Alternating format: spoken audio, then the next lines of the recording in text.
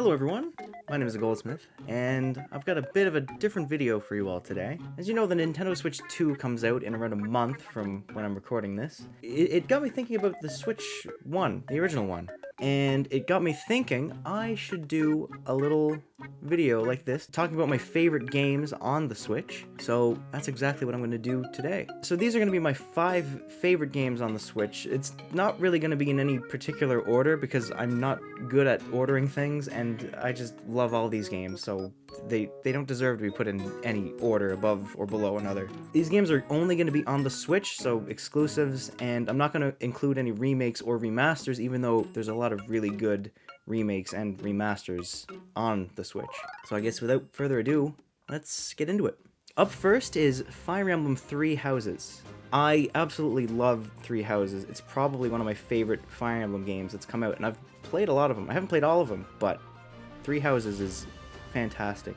Something I loved about it was the fact that it wasn't just tethered to the battles and then just like a storefront in between battles and like, oh, here, just gear up everyone.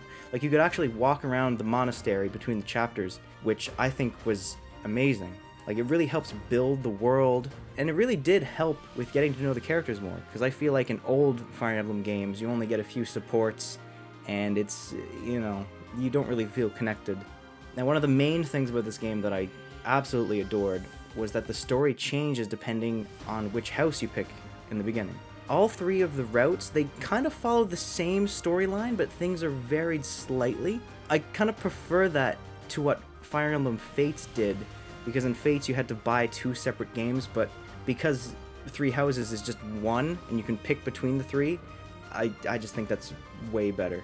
And it's also great for replayability, because if you played one, you want to replay the game later, pick like the Black Eagles if you wanted, or the Blue Lions. I also think it's amazing how you can zoom into the map in battles and be like on the ground level with everyone else, and you can see all the environments up close, and you can actually just walk around yourself. I think that's great. I remember I saw that the first time and I was like, what? This is insane.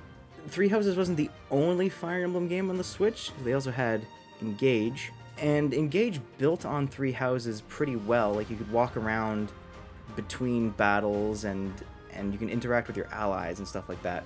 I loved Engage too, but I think I prefer Three Houses because the story in Three Houses is, in my opinion, way better, and really, I got really invested in it. One thing though, Engage has Chrom and Three Houses doesn't, so, you know. Next up on the list is Breath of the Wild. I mean, I feel like everybody has this game on their list of like their favorite games for the Switch, because it was a launch title. Pretty much everyone played it if they got a Switch at launch. It's on everyone's lists for a really good reason. It's amazing. It's an amazing game the entire way through. I remember the first time playing it was like magic. I couldn't put it down at all. I just kept exploring, walking around. Something I loved was you start off and you have such bad weapons and you kind of don't know what you're doing at all. So you go into bokoblin camps and just end up dying. And then later on in the game, as you go, you get better gear. And then you don't just get better gear, you get better at the game. And you come back to those areas and you just destroy everything. And I mean, speaking of those little bokoblin camps, there's always something in the world that grabs your attention and just throws you off of your original path. Like, you could be going down to Zora's Domain, and then, oh look, this is a rock. I'm gonna go see that rock. Let's smash the rock. Oh no, it's a monster. Then you have a boss fight and you're just completely somewhere else. One thing that people talk about is the music. Like, there's not a lot of music in Breath of the Wild, but I actually think that's a good thing, because it makes you feel completely alone in the world. Just like Link is. It actually adds this like somber tone to the entire game, because everyone's already dead. There's no one that remembers you. Well, there's a few people that remember you, but for the most part, the whole world is just empty, and the land's in ruins. It really helps. Now, I chose to talk about Breath of the Wild instead of Tears of the Kingdom because Breath of the Wild was a completely new experience, and Tears of the Kingdom kind of is an add-on to Breath of the Wild. I mean, the action moments in Tears of the Kingdom are better, in my opinion, like the dungeons and bosses, but I mean, that makes sense, because Breath of the Wild is more about exploring a completely broken world, while Tears of the Kingdom is about exploring a world where everyone's getting back up on their feet. So you know, the stakes are higher. Enemies have to give it their all to try to combat it. I think both games are fantastic, but Breath of the Wild takes the cake by a little bit more, just because it was a completely new thing. Next, I want to talk about Xenolade Chronicles 3. Xenoblade has recently become one of my favorite franchises because not too long ago, I replayed them all and had a blast. The thing about this series is that every single game, including X, so 1, 2, 3, and X, are on the Switch, so you can just play them. I feel like 3, actually I know that 3 is best enjoyed after playing 1 and 2, so if you want to check out the series, I would recommend playing them in order, so 1, 2, and then 3. But 3 still has moments where you don't have to play the first 2 to have a great time with, but I wouldn't recommend that, honestly. The story is fantastic and emotional and exciting and everything, and it's a mix of the previous 2 games, but it still keeps things fresh. Like, it's not just like a retelling, it's a completely new experience. The characters are absolutely amazing, and they really do feel like friends who are truly connected. No pun intended. And as the game goes on, you can see them getting more and more connected to each other because they start off actually hating each other. It's kind of wholesome. I love it. Now, the voice acting in Xenoblade games are usually really good, and the emotional scenes are brutal to watch. I cried playing this game more times than I'd like to admit. It's really emotional. I'm crying now. And it's not just the voice acting, it's the music, the animations, everything. They all mix together to make something really special, but I'll talk about that a bit later on. The combat in this game is probably my favorite out of the entire trilogy because of how much control you have. Like, you can completely switch around arts that your characters have. You can change your characters on the fly in battle, which is something you couldn't do before. And you have 6 characters to control all at once. And that seems really complex, but once you get used to how the combat works, you really get a rhythm for it. Out of all 3 of the games, I think the music in 3 is the best. The somber cutscene music, the battle music, there's not a single bad song in the soundtrack. Music is actually a really important part of this game. Noah and Mio are Offseers, and they play flutes to send off the souls of the dead and bring them peace. If you listen to the soundtrack, you'll hear a lot of flutes, and it's really good sounding flutes. They are very talented.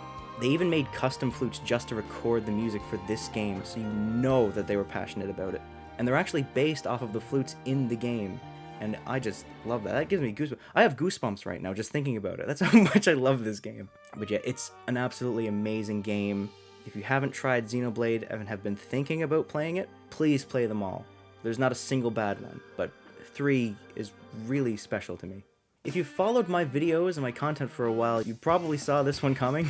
Splatoon 2 and Splatoon 3. I mean, it's kind of cheating because I'm putting together 2 games in one, but I feel like they're similar enough to just group them. Splatoon's my favorite online game to play because it's just super fast, it's chaotic, and I'm good at it.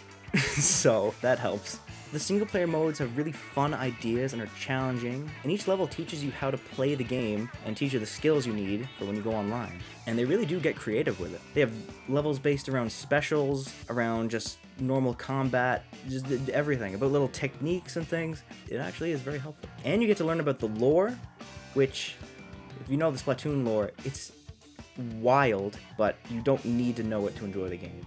I really love how in 2 they added Salmon Run, and then they improved on it in 3. Salmon Run is probably the best thing that they've ever added to Splatoon, in my opinion. And Clam Blitz is the worst thing that they ever added, which was also added in Splatoon 2. So, I don't know, Splatoon 2. Yeah, even yourself out there a little bit. All of the maps that they added were hit or miss. The good ones hit amazingly. Like, there were some really good maps. And the bad ones were Brine Water Springs. That's honestly, Brine Water is the worst. Every other stage is better, except Brine Water. I hate that map so much. Of course, they also had DLCs with both games. For 2, they had Octo Expansion, which was honestly an even better story mode than in the base game. It was a lot more challenging, a lot more interesting ideas, I feel, which makes sense because it was a paid thing, and I honestly considered it one of the best DLCs to come from a game. back when it first came out, and I still stand by it. It's really good. And then in Splatoon 3, we got Side Order, which was completely different from anything anyone has seen in Splatoon, because it was a roguelike, and that was also challenging, but still a lot of fun. And as for online, since the matches are so quick, you could end up playing for hours and then have it not get stale, because each match is either 3 minutes or 5 minutes, depending on if you're playing ranked or normal. If you get together with friends, you can just play them, quickly get into a game, quickly end them, get angry, get happy, and then it's great. I also really enjoy how the outcomes of the Splatfests determined the plots and environments for the next game. Like, it really gave the players an incentive to actually play the final Splatfest for each game. And speaking of that, I am very excited to see how Splatoon 4 ends up. I played for Team Past, so I'm hoping we get some kind of prequel, but I guess we'll see on the Switch too. And if you stuck around for my Splatoon content, there will be lots of videos about Splatoon 4, so don't worry about that. And now the final game on my list is, of course, Pikmin 4. Similar to Xenoblade, all of the Pikmin games are on the Switch. So 1, 2, 3, and 4. Although Hey Pikmin isn't on it, but I mean, Hey Pikmin, bye Pikmin. Pikmin is absolutely my #1 favorite game. What was that? My F. Did you hear that? It was like a... Pikmin is definitely my favorite game series, and I've been waiting for 4 for almost a decade. The thing with Pikmin 4 is that it's both extremely different from the other games, but it's still the same. Like, it's got the same... It's still Pikmin at heart, but it does things differently. Like the Pikmin type limit, and the number of Pikmin you can have on the field at once, and you've got like the lower camera angle. But like other Pikmin games, they brought back dungeons, all the Pikmin types are back, and the core of what makes Pikmin Pikmin is still there. I was really worried going into the game that it wasn't going to be good as the other Pikmin games, but I was proven wrong very quickly. Actually, if you go back and look at my Pikmin 4 streams, you'll see, like, midway through the first one, I was like, oh, I don't know about this, but then later on I was happy. Though I'm still a bit sad about them retconning the first 3 Pikmin games. I kind of wish they didn't do that, but I don't know. It's okay. The first 3 still exist, so. Now, the new gameplay is amazing. The Dandori challenges are difficult to platinum for veterans, but not impossible to at least pass for casual players. So people can basically just play at their own pace. Like, you don't need to do the Dandori challenges perfectly to continue with the game, and I think that's great. And if you miss the classic Pikmin gameplay, it still kind of exists with Olimar's Shipwreck Tale, where you have less time in a day, and you have a time limit of 15 days to collect 30 ship parts, which was like Pikmin 1, and you've got dedicated music for each area instead of just ambience. So pretty much, it's effectively a remaster of Pikmin 1, but in Pikmin 4. I really don't know if I can decide which Pikmin game is my favorite, but 4 is definitely tied for first place with Pikmin 1, 2, and 3. And if you're interested in getting into the Pikmin series, 4 is a really good place to start, because the plot doesn't matter. You don't have to know what happened in Pikmin 1, 2, and 3, because it kind of retells it anyways at the beginning. And it's just very user-friendly, but it's still got the little bits of challenge in there, in case you want that too. And yeah, that's pretty much my top 5 favorite games on the Switch. Like I said earlier, the Switch is one of my favorite consoles that I've ever owned, and I think it has a really good lineup of games. You really can't go wrong with anything that's on it. Like, it's got a lot of variety. I really hope the Switch 2 has as many good games as the Switch 1 did. I'm sure it will, and I'm really looking forward to see what they release in the future. But yeah, thank you all for watching, and I'll see you guys next time. See ya!